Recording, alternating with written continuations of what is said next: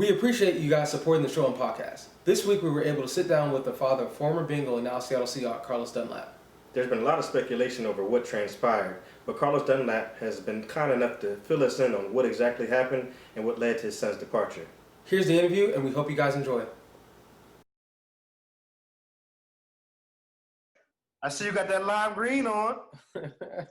All the oranges in the trash can. Oh! Keep on what they talking, yeah, Alfonso and Ryan. Did you have any doubts or concerns when it actually came to, this season happening? From the beginning, I tried to talk my boy out of it because I didn't like the way this thing was playing out. They didn't have it playing right, and it's not about the money with us no more. We got the flow, so it's now about us being around to spin the flow. Right. So I really didn't want him to play this year. That protective instinct kicks in a lot, especially when it comes to making sure your son is in the best situation possible. So how do you find a balance between being a dad and sort of allowing him to find his way through the league, if that makes sense? Yeah, it makes sense. It's an easy decision when you know your role, and my role never waver. My role is always a father, and the way we always done it is three ways. It's my way, his mother way, and I give him my input, she gives him input, his input, and then he makes the decision.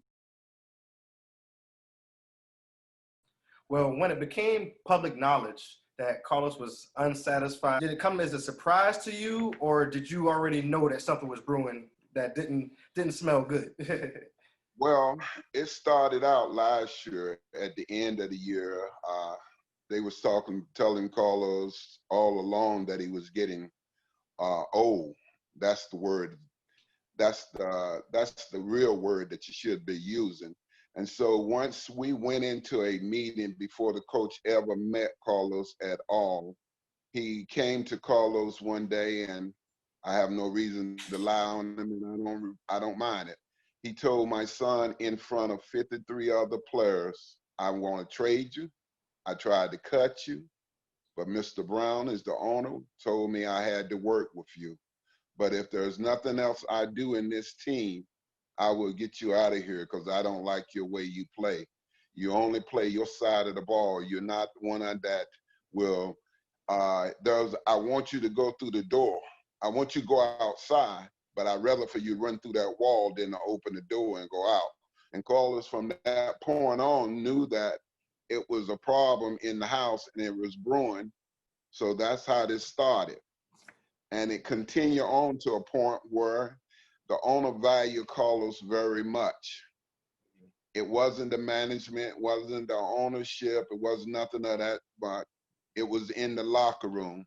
And if you're a real owner, you don't step in the locker room, you let your coach handle the locker room. So it's like a coach and a management are having problems, but Carlos was in the middle. So he felt the effect. Of course, there was really huge news this week that broke when it was announced that Carlos is going to be going from Cincinnati to Seattle. What do you think that Carlos is going to bring to this once on a defense? If you look at that defense's front four or front five or the front seven, what they're lacking is a proven leader. And leadership doesn't come by talking about it. I'm bringing a resume to the table, and I'm bringing a resume that says that I have done this, I have done that, and this is the way we're going to do it. So the veteran leadership is more so what Carlos is going to bring and that dog that is in him. So I don't think Carlos is the answer, but Carlos is part of the answer. Okay. And he can help them a lot because right now they kind of dinged up with their defensive lineman. I think they need to add one more piece in there. They need a nasty nose guard. So do you have any prospects in mind? I have one in Cincinnati, but he's not that type of person that will say, you don't want me, let me go. Gino, that's a real player if he want to play, but he's a humble country boy. Whatever you tell him to do, Gino will go do it. But he ain't gonna buck the system and get out of there. Speaking of people going places, how do you feel about a hometown hero, A.J. Green? Man, that's the same thing. I spoke to AJ just Sunday afternoon, man. I have never heard AJ speak, but he spoke Sunday when Carlos was on the sideline. Nobody could control him. And AJ went over to Carlos and whispered in his ear, said, "We're from the 843. We don't talk, we don't act like that." But AJ is very upset, very disappointed, and only in my opinion, that he's very upset because they're going in a new direction. We can't blame them for going in a new direction. They want to get young and they want to do other things. So they, Carlos, AJ, and Gino, they are the top money winners on the team. I think he'll be out of there before the end of this year because they don't value AJ at 18 mil. They just signed him a franchise tag this past year at 18 mil. And if AJ don't break 1,000 yards this year, then at the end of the year, they ain't gonna take him into a long-term contract. And AJ done told him, "I'm not gonna sign a franchise tag twice. So you're about your business. I gotta be about my business." So he's gonna leave. I feel he's gonna leave, but I'm not sure. Oh, got you. Yeah.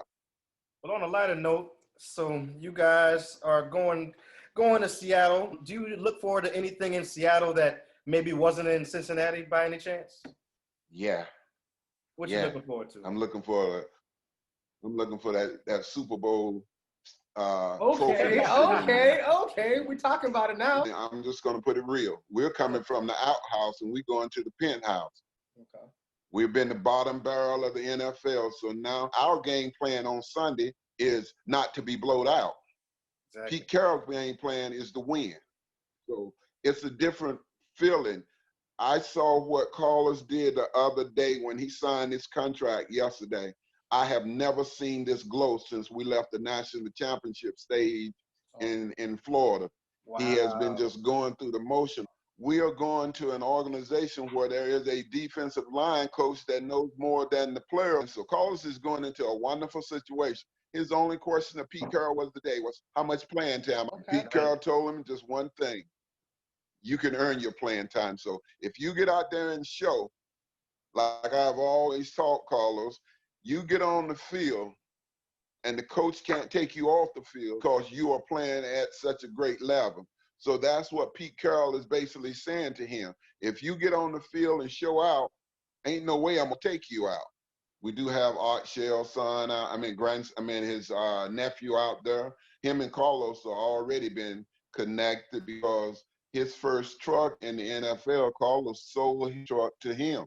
Oh, wow. Okay. So there is so they already, the homeboys connecting already. And I'm saying, man, this is amazing when you turn around and you see so many kids out of Fort Dorchester, out of this area, just doing big things with their life. And I'm looking forward to see more of them. I'm looking forward to see more of these kids just go ahead and blossom into being whatever God has for them. And what God has for them is for them if they just do what they do. And when you come back home and you show what this has done for you, it inspires the next set of generations. It inspires the middle school kids to do better.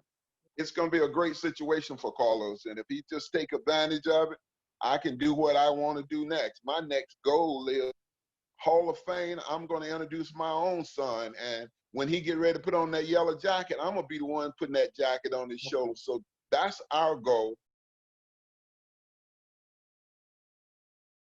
We talked about how Carlos was, 1.5 sacks away from being the #1 sack leader in Cincinnati history, but then they started slacking up the playing time. Give me some details about that. At one time, I was angry about it and very upset about it. That one sack away that he was away in Cincinnati, it gives him an opportunity to start all over at 0 sack in Seattle. Since 2014, Carlos has missed 2 games since that time, period.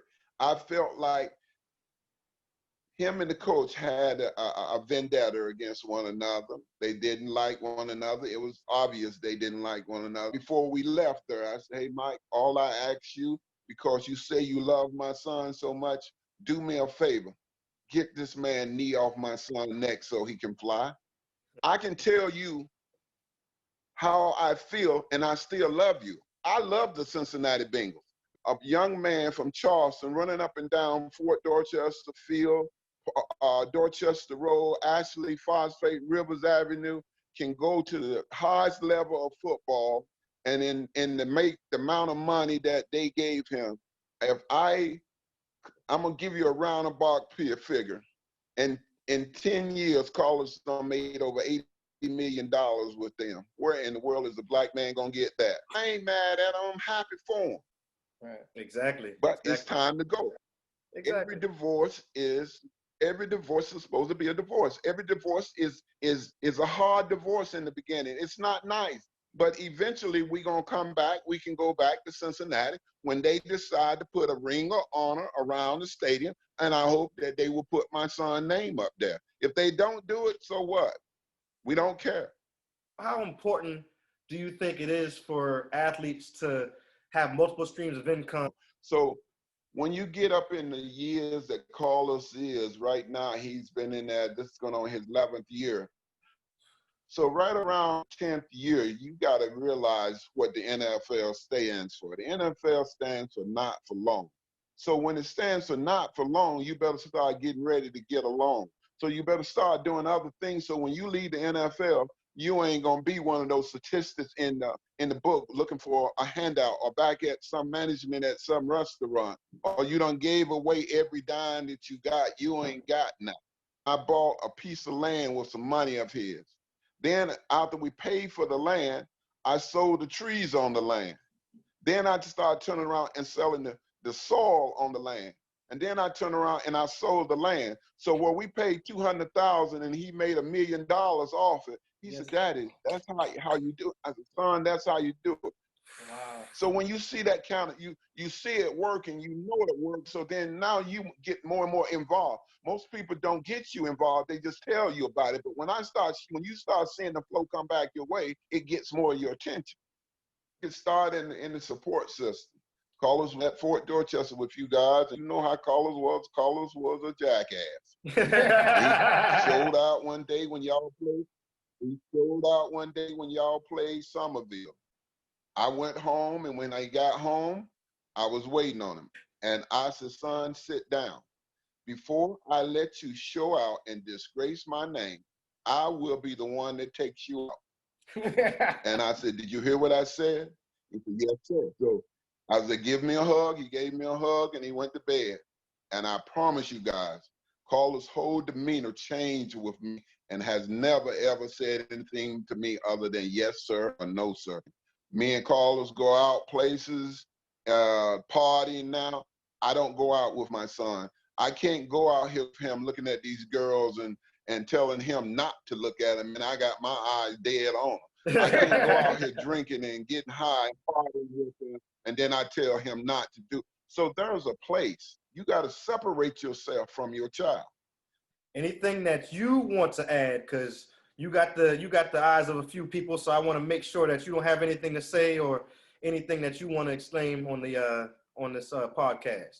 I'm just saying it's time for us to quit pulling each other down, quit trying to count each other apart, because what is in your pocket is for you, and what God gave you, he can give the next man if you only see God first. Man, I became a real praying man over the years when my kids has been through what they've been through and the things that I've been through. For these young guys out here that's running around with these young girls, come on, be real with them. Tell them the truth. Love them. Respect our queen. It's been a unique experience, man. I can't believe sometimes I wake up in my sleep and in the morning, I be pinching myself, wondering when am I going to wake up out of this dream.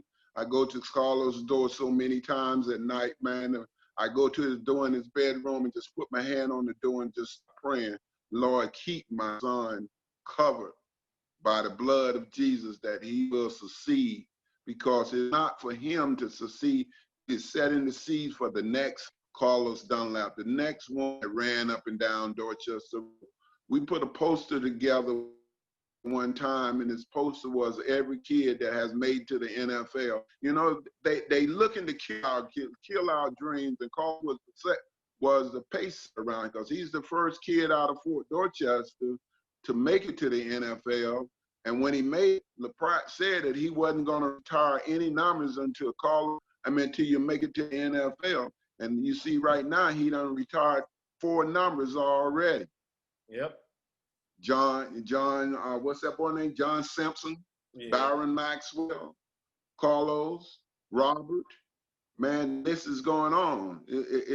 Sooner or later, we ain't gonna have no numbers at Fort D. All right, man, y'all take care. All right, sir. boss man, have a good one. All right. Across the 30 to 40. Midfield, small one still going. All the way to the end zone for an Eagles touchdown. 86 yards. Just some cool cats rapping from the 843.